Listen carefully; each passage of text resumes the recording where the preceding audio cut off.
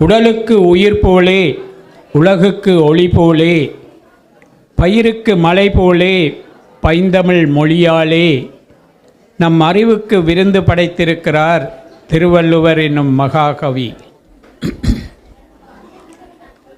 யாமறிந்த மொழிகளிலே தமிழ்மொழி போல் இனிதான மொழியெங்கும் காணோம் என வியந்து மகிழ்ந்து போற்றினார் மகாகவி பாரதியார். வாழ்வியல் இலக்கணத்தை வரையறுக்கும் திருக்குறள் ஒவ்வொன்றும் 7 சீர்களை 2 வரிகளுக்குள் உள்ளடக்கி எதுகை மோனை சிந்தும் இசைப்பாடும் கவிதையாக இயற்றி எமது இதயமெல்லாம் இனிக்கச் செய்துள்ளார் வள்ளுவர் பெருமான்.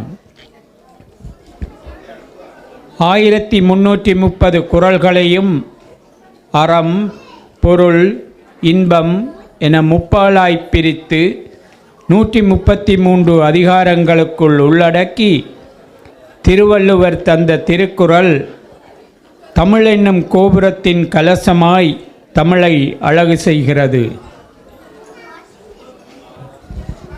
பிறப்பொக்கும் எல்லா உயிர்க்கும் சிறப்பவ்வா செய்தொழில் வேற்றுமையான் என்று கூறி இறைவனால் படைக்கப்பட்ட உயிர்கள் அனைத்தும் சமமானவை, அவை செய்யும் தொழில் பிரிவால் அவற்றுள் வேற்றுமை காண்பது சரியல்ல என்று கூறி சாதி, மத, இன, மொழி, நிறம் என்பவற்றை கடந்து மனித நேயத்தை மட்டுமல்ல உயிர்மை நேயம் பற்றி பேசுகின்றார் வள்ளுவப் பெருந்தகை.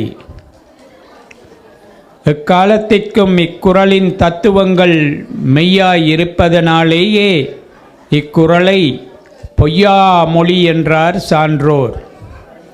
எக்காலத்திற்கும் இக்குறளின் தத்துவங்கள் மெய்யாய் இருப்பதனாலேயே இக்குறளை பொய்யா மொழி என்றார் சான்றோர். திருக்குறளில் இல்லாத அம்சங்களே இல்லை என்பர்.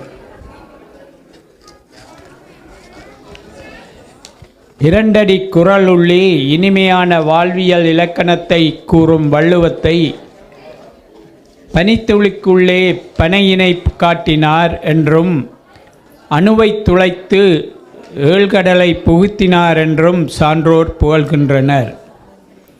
2 அடி குறளுள்ளே இனிமையான வாழ்வியல் இலக்கணத்தை கூறும் வள்ளுவத்தை பனித்துளிக்குள்ளே பனையினை காட்டினார் என்றும் அணுவை துளைத்து ஏழ்கடலை புகுத்தினார் என்றும் சான்றோர் கூறுகின்றனர்.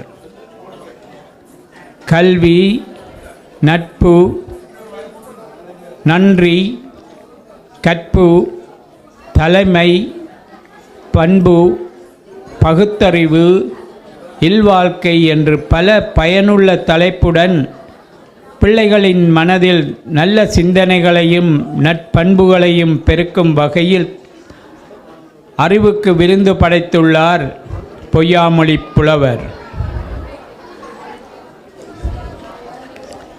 இன்னும் 2 குறள்களை உங்களிடம் பகிர்ந்து கொள்ள விரும்புகிறேன். எப்பொழுதும் நன்றி உணர்வுடன் வாழ வேண்டும் என்பதற்காக தந்தை மகட்டாற்றும் நன்றி அவையத்து முந்தியிருப்பச் செயல். தந்தை மகட்டாற்றும் உதவி நன்றி அவையத்து முந்தியிருப்பச் செயல். மகன் தந்தைக்காற்றும் நன்றி அவன் தந்தை எண்ணோக்கான் சொல் எனும் சொல். மாணவ செல்வங்களே, கற்க கசடரை கற்றவை கற்றபின் அதற்கு தக என்பதற்கிணங்க வாழப் பழகிக்கொள்ளுங்கள்.